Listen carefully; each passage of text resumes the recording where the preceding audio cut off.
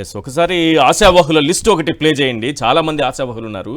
అటు ఆ పార్టీకి సంబంధించినటువంటి సీనియర్లు, టీడీపీకి సంబంధించినటువంటి సీనియర్లు ఉన్నారు. అలాగే వైఎస్ఆర్సీపీ నుంచి ఆ పార్టీలోకి వెళ్ళి టీడీపీలోకి వెళ్ళి ఎమ్మెల్సీ పదవులు వస్తాయనో లేకపోతే ఉన్నది రెన్యువల్ చేస్తారనో రకరకాల ఆశలతో వాళ్ళు ఇచ్చినటువంటి హామీలతో వెళ్ళిన వాళ్ళు ఒక 10 మంది లిస్ట్ తీసుకుంటే ప్రధానంగా ఆ పార్టీకి సంబంధించి వర్మ, ఎందుకంటే మొదటి లిస్టులోనే వర్మ పేరు ఖచ్చితంగా ఉంటుంది. వర్మని ఎమ్మెల్సీ చేస్తామని అన్నారు, పెద్ద స్థాయిలో కూర్చోబెడతామని కూడా అన్నారు. అంటే మంత్రి పదవి ఇస్తామన్నంత స్థాయిలో చెప్పారు చంద్రబాబు నాయుడు గారు చెప్పినప్పుడు. తర్వాత యనమల రామకృష్ణుడు, దేవినేని ఉమామహేశ్వరరావు, కేఎస్ జవహర్, బొద్దా వెంకన్న, వీళ్ళు కాకుండా ఇంకా చాలామంది ఉన్నారు. దాదాపు ఒక 10 మంది లిస్ట్ తీసుకుంటే ఇంకా చాలామంది ఉన్నారు. వీళ్ళు కాకుండా వైఎస్ఆర్సీపీ నుంచి వెళ్ళిన వాళ్ళు కూడా ఉన్నారు. ఈ టీడీపీ వాళ్ళని చూడండి ఒకసారి. పరిటాల శ్రీరామ్, పరుచూరి అశోక్ బాబు ఈసారి చేస్తారు, రెన్యువల్ చేస్తారనేసి అనుకున్నారు. దువ్వారపు రామారావు లేదు, పోయింది.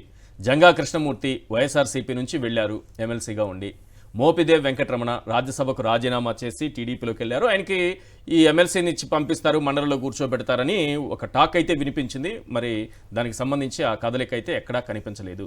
డొక్కా మాణిక్య వరప్రసాద్ గారు ఈ మధ్య వారు చాలా చక్కగా మాట్లాడేవాళ్ళు. ఎక్కడ ఏ డిబేట్కి వెళ్ళినా సబ్జెక్టు మాత్రమే మాట్లాడే వ్యక్తి దారి తప్పి ఇప్పుడు వ్యక్తిగత హననానికి, వ్యక్తిత్వ హననానికి పాల్పడుతూ చాలా రకాలుగా చేస్తున్నారు.